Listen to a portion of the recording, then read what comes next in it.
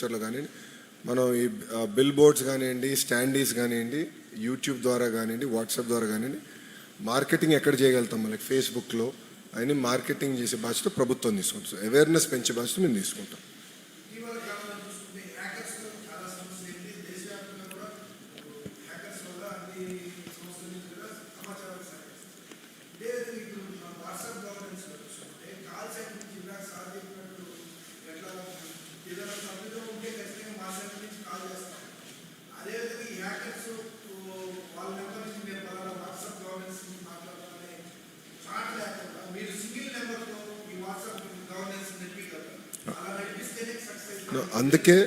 అందుకే ఈ single number announce చేశాము.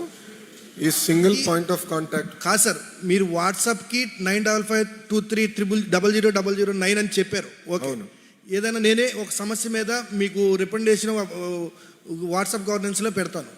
పెట్టినాక నా సమస్యకి మీరు పరిష్కారం లేదని కానీ ఉందని చెప్పేసి క్రమంలో నా నెంబర్ని వేరే వాళ్ళు హ్యాకర్స్ ఏదైనా తీసుకొని వేరే వాళ్ళు మాట్లాడే పద్ధతి లేకుండా సింగిల్ నెంబర్ కాల్ సెంటర్ నుంచి ఖచ్చితంగా కామన్ మ్యాన్కి అర్థమయ్యేటట్టు ఈ నెంబర్ నుంచి మాత్రమే ఈ కాల్ వచ్చింది వాట్సాప్ గవర్నెన్స్ అని చెప్పగలిగితే ఖచ్చితంగా ఈ సేవల్లో ఎక్కడ దుర్వినియోగం అవ్వదని నా ఫీలింగ్.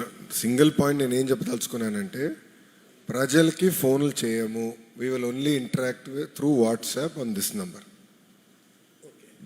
Simple sir. అప్పుడు మీకు ఎవరు హైజాక్ చేసడానికి ఫోన్ లింక్ తీసుకెళ్ళడానికి అవకాశం ఉంది. నో, మనం క్లారిటీగా చెప్పేది ఏంటంటే, డైరెక్ట్గా we will only communicate through WhatsApp. So వాళ్ళు తిరిగి మళ్ళీ ఫోన్ చేసి ఎవడంటే వాళ్ళు ఫోన్ చేసేది ఉండదు. అది కొంచెం క్లారిఫికేషన్ సార్. ఇప్పుడు ప్రధానంగా రెవెన్యూ సర్వీసెస్లో కావచ్చు, ఎడ్యుకేషన్ సర్టిఫికేట్స్ కావచ్చు, లేకపోతే పట్టాలకు సంబంధించి ఏదైతే ఈ దీంట్లో అప్లై చేసుకున్నప్పుడు సర్టిఫికేట్ డెలివరీ కూడా సర్టిఫికేట్ వాట్సాప్లోనే వస్తుంది కదా, మీరు చెప్పేది సర్టిఫికేట్. సో దాన్ని ప్రింట్అవుట్ తీసుకుని వెళ్ళిన తర్వాత దాంతో సంబంధించిన అధికారులు దాన్ని యాక్సెప్ట్ చేయడానికి వీలుంటుందా? మీరు ప్రభుత్వ పరంగా ఆ విధంగా ఆదేశాలు ఏమైనా జారీ చేశారా? రెండోది ఏంటంటే, ఫైనాన్స్కి సంబంధించిన సర్టిఫికేట్స్, ఇప్పుడు డాక్యుమెంటేషన్స్ ఉంటాయి, వీటన్నిటికి సంబంధించిన ఇష్యూస్ ఉంటాయి. లేదా రెవెన్యూకి సంబంధించి ఇప్పుడే మనం చూస్తున్నాం చాలా కేసులు రెవెన్యూలో ఏ విధంగా ఇప్పుడున్న టెక్నాలజీలోనే చాలా మార్పులు చేశారు. పెద్ద పెద్ద నేతలు అందరూ దొరుకుతున్న నేపథ్యం ఇప్పుడు.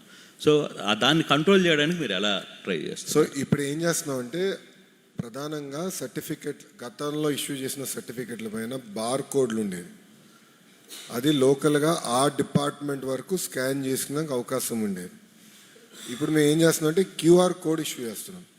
క్యూఆర్ కోడ్ వస్తే క్యూఆర్ కోడ్ని అధికారులు స్కాన్ చేసినా, ఎవరు కానీ స్కాన్ చేసినా AP.gov.in వెబ్సైట్కి వెళ్తుంది.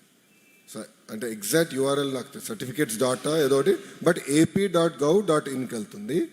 అక్కడ ఈ సర్టిఫికేట్ పైన ఉన్న పేరు వివరాలని అక్కడ కంపడతాయి.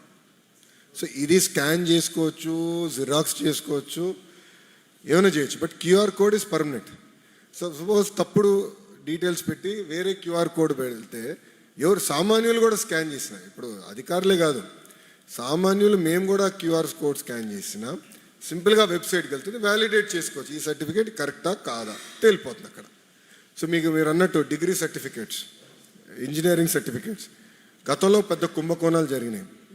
ఇప్పుడు APPSC రిక్రూట్మెంట్లో అధికారులు సగం సమయము ఈ సర్టిఫికేట్ వెరిఫికేషన్లో పోతుందండి. If I'm right, almost 80% of their time goes in certificate verification. అది ఎందుకు ఉండాలనేది నా పాయింట్. సో దానికి తీసుకొచ్చాం. సో అది వీల్ స్ట్రీమ్ లైన్ ఇట్. ఇది తొలి అడుగు మీకు చెప్పే ఫస్ట్ స్టెప్. ఇప్పుడు there are category 1, I call them 1, 2, 3 category 1 services సీమ్లెస్గా చేయొచ్చు. కేటగిరీ 2 సర్వీసెస్ ఇంటర్నల్గా మా పనితీరులో మార్పు రావాలి. కేటగిరీ 3 సర్వీసెస్ చట్టాల్లో సవరణలు తీసుకురావాలి. సో అవన్నీ ఆల్రెడీ మ్యాప్ చేసాం. అవి కూడా వచ్చే అసెంబ్లీ సెషన్లో చట్టాలు సవరిస్తాం, సర్వీసెస్ అందిస్తాం. సార్, ఇప్పుడు క్యూఆర్ కోడ్ ఇక్కడ స్కాన్ చేయగానే నాకు మెసేజ్ వచ్చింది మీకు ఏ సేవ కావాలనేది, బాగుంది. అయితే దీని ద్వారా తీసుకున్నటువంటి సర్టిఫికేట్లో ఏమైనా అక్షర దోషాలు వస్తే ఏంటి పరిష్కారం? ఏదండి?